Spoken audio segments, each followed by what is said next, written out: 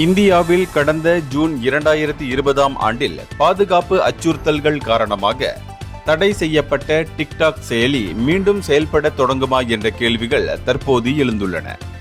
பயனர்களில் சிலர் டிக்டாக் இணையதளத்தை பயன்படுத்த முடிவதாக கூறியுள்ளனர்.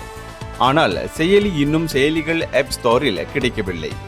மேலும் இணையதளத்தில் பல உள்பக்கங்களும் இன்னும் செயலிழந்துள்ளன. இருப்பினும் இந்திய அரசு டிக்டாக் மீதான தடையை நீக்கும் உத்தரவு எதுவும் பிறப்பிக்கவில்லை என்று அதிகாரப்பூர்வமாக தெரிவித்துள்ளது. இந்த இணையதளம் மீண்டும் தோன்றியதற்கு காரணம் இந்தியா சீனா உறவுகளில் ஏற்பட்டுள்ள முன்னேற்றங்கள் காரணமாக இருக்கலாம் என்று கூறப்படுகிறது. ஆனாலும் அதிகாரப்பூர்வ அறிவிப்பு எதுவும் இல்லாததால் பயனர்கள் இந்த விவகாரத்தில் எச்சரிக்கையாக இருக்க வேண்டும். டிக்டாக்கோ அல்லது அதன் தாய் நிறுவனமான பைட்டான்ஸோ இதுவரை எந்த ஒரு உறுதிப்படுத்தலையும் வழங்கவில்லை.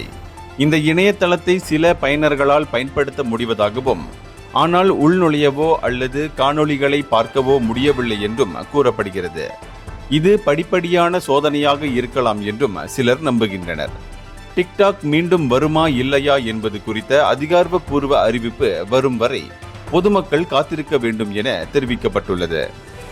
இந்தியர்களின் இதய குரல் மக்களோசை.